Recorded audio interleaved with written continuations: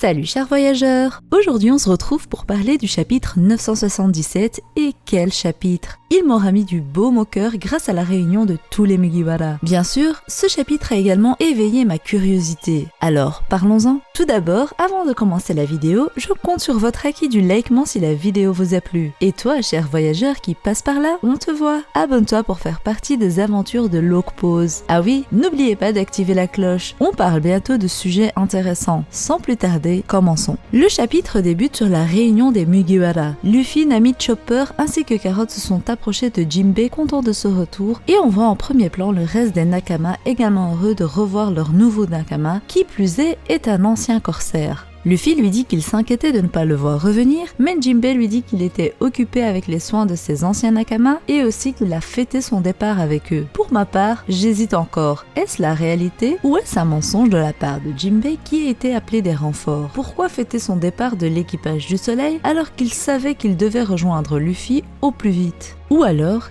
il a calculé selon le début du raid et a décidé de revenir qu'à ce moment clé. J'aimerais qu'il ait informé des renforts et qu'ils ne le disent pas à Luffy car leur présence n'est pas sûre. Par la suite, Nami explique à Franky que Jinbei est un timonier incroyable et qu'il remplit son rôle à merveille. Il arrive même à faire du surf avec le Sunny et Franky en est content. Les Mugiwara veulent alors trinquer pour fêter le retour de Jinbei et cherchent de l'alcool. Kinemon les appelle alors pour parler stratégie mais personne ne répond. Sicilian ayant bien cerné les Mugiwara lui dit que ça ne sert à rien de causer stratégie avec eux. Ainsi, Sicilian prend la tête pour commander les Minks tandis que Hyogoro le fleuri lui commandera les samouraïs. Le plan de Kinemon de base était d'entrer par la porte principale et de contourner le crâne d'Onigashima avec deux parties et ainsi prendre la tête de Kaido pendant qu'il serait saoul. Mais Denjiro pense toujours qu'il s'agit là d'un plan que Kinemon a partagé pour piéger la taupe, en l'occurrence Kanjuro. Law explique alors qu'il y aura toujours deux abrutis pour aller de face et que ceux-ci feront une bonne diversion pour avancer les troupes comme prévu. Ces troupes qui seront au final également là en guise de diversion. Il est sans conteste que les deux abrutis qui foncent droit devant seront Luffy et Kid pour ne pas changer. Quant au fourreau rouge, Law avait proposé de les envoyer avec son pouvoir sur l'île, mais comme ils doivent commander leurs troupes, ceux-ci décident de passer par les montagnes. Kinemon n'hésite d'ailleurs pas à en rajouter pour faire croire à Denjiro que tout était prévu. Juste après, Law remarque que les Mugiwara ne sont plus là et l'Alliance entend alors une explosion. Denjiro se rappelle qu'il ne leur a pas parlé des gardiens de la porte qui sont là pour protéger l'entrée et qui ne doivent pas comprendre pour le raid. Les samouraïs pensent alors ne pas faire le poids et crient à la recherche de Luffy. C'était sans compter la puissance des Mugiwara bien évidemment qui, un par un, ont battu les gardiens sans sueur et sans problème.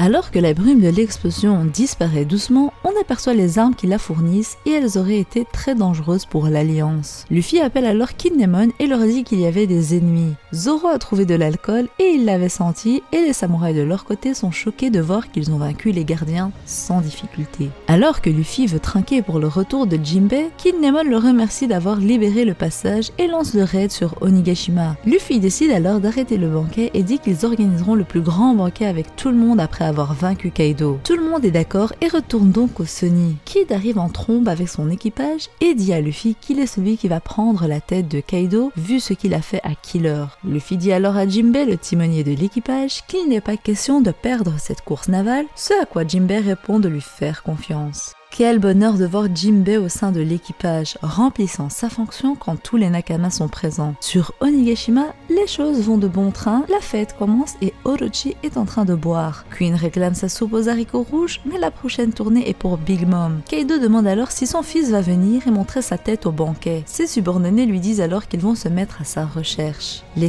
Topiropos sont arrivés et demandent une audience avec Kaido. Ce dernier se rappelant qu'il voulait les présenter à Big Mom. Alors qu'il demande où elle est, il apprend qu'elle met un kimono et on aperçoit sa silhouette heureuse de se changer et de se faire belle. Le chapitre finit sur l'arrivée des Topiropos et on aperçoit les fameuses chaussures de X-Drake au loin. On ne connaît que Page One et X-Drake de ces Tobiropos, ce qui nous fait 4 inconnus qui doivent être puissants. Au niveau des chaussures, on peut remarquer qu'il y a une femme et également un samouraï parmi eux, et celui en premier plan a un style similaire à celui de Sanji. Selon moi, ce dernier est le plus fort des Tobiropos vu qu'il est en première ligne et il sera l'ennemi de Sanji. Parlons de la plus grande question que ce chapitre a soulevée. Kaido a un fils, mais qui est-il? Ce qui est sûr, c'est que Kaido n'a pas vraiment d'autorité sur lui étant donné qu'il ne s'est pas présenté au banquet de son plein gré. Il doit avoir un caractère comme Kaido et selon moi, il s'agit de l'enfant de Kaido et de Big Mom. On sait que Big Mom a eu 43 maris pour faire des enfants et les garder afin de créer une grande famille,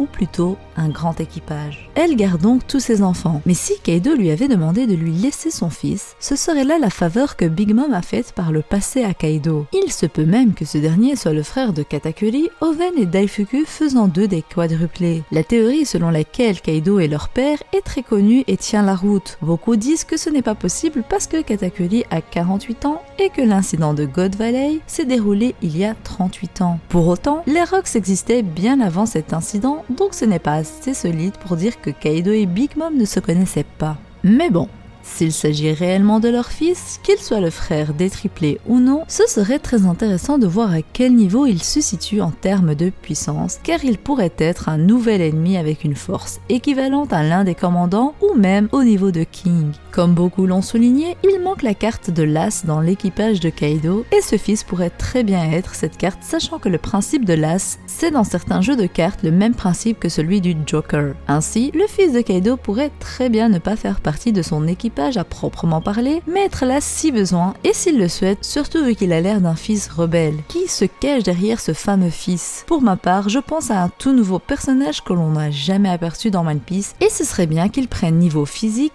de Big Mom et de Kaido s'il s'avère être leur fils à eux deux. J'aimerais savoir ce que vous en pensez. Pour ma part, l'arrivée des Tobiroppo et d'un nouveau personnage qui plus est, et le fils de Kaido me pousse à croire pertinemment que l'Alliance a besoin de renforts. La partie 2 sur les renforts arrive prochainement, donc n'hésitez pas à activer la cloche. Pour ceux qui n'auraient pas vu la vidéo sur les possibles renforts de Wano Kuni, je vous la mets en fin de vidéo. N'hésitez pas à aller la regarder. La vidéo touche à sa fin et j'espère qu'elle vous aura plu. Dites-moi ce que vous avez pensé du chapitre dans les commentaires et montrez-moi la puissance de votre acquis du likement en likant la vidéo. Sur ce, je vous dis à la prochaine et d'ici là, portez-vous bien. Bye bye.